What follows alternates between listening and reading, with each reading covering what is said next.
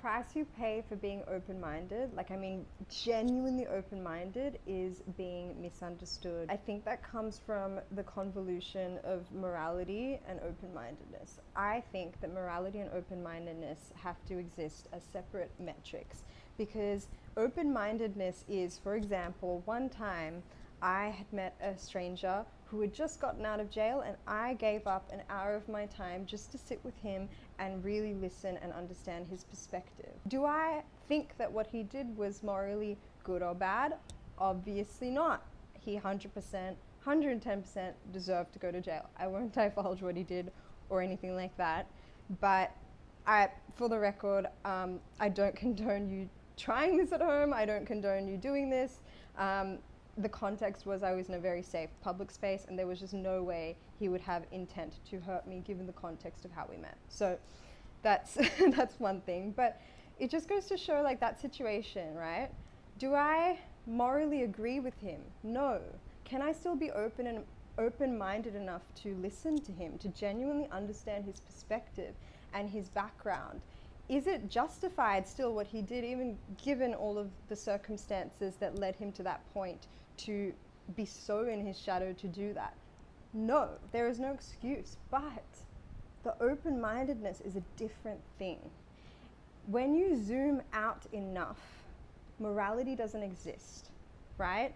And that is what you have to do if you genuinely want to be open-minded. Why would you genuinely want to be open-minded? I don't think the path of open-mindedness is actually for everyone. I'm an artist. I value collecting people's stories. I value having empathy for all of the evil characters I'm going to play, all of the dark stories I'm going to tell, because it's all a part of the human experience. And so that open-mindedness and empathy to relate to someone who's so different to me is something that makes us human. Not everyone has a will to be open-minded. I clearly do as an artist. The price that you pay is when the morality gets convoluted, right? So as I was saying before, if you zoom out far enough on an objective perspective, morality doesn't exist. Good versus bad, dark versus light, sin versus merit, masculine versus feminine, right versus left, politically, these are all duality.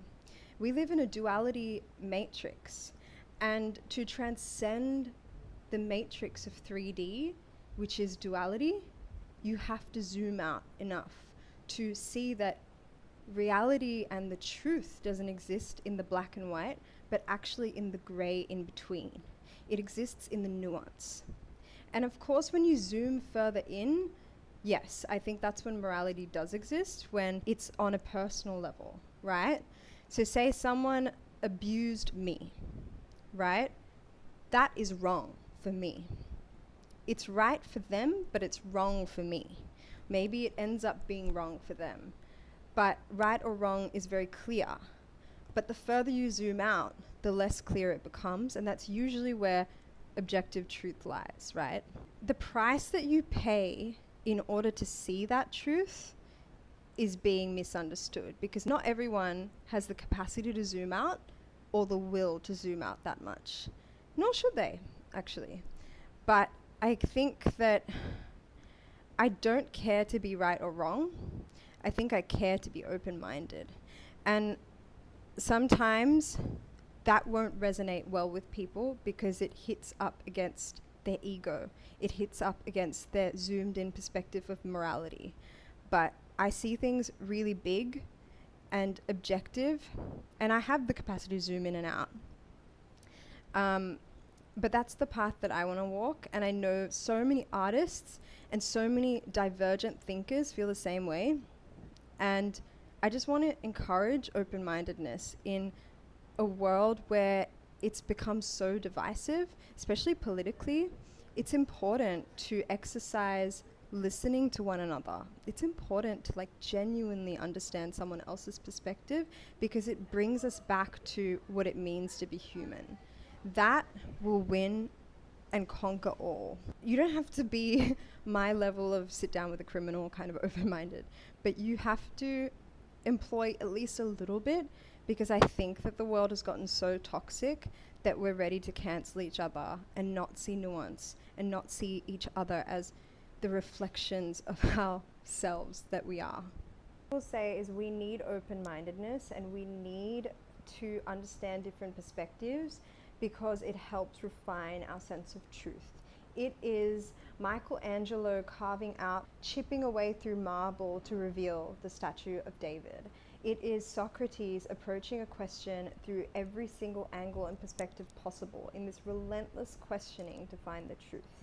We need to be able to see more than two sides, more than left and right, more than black and white, more than feminine and masculine, more than sin versus merit, more than good versus evil. We need to be able to stomach some nuance, please. Because by not listening to each other, by not understanding each other, we're doing the truth and our human experience a massive disservice. At the end of the day, all we want is to feel understood and reflected by one another.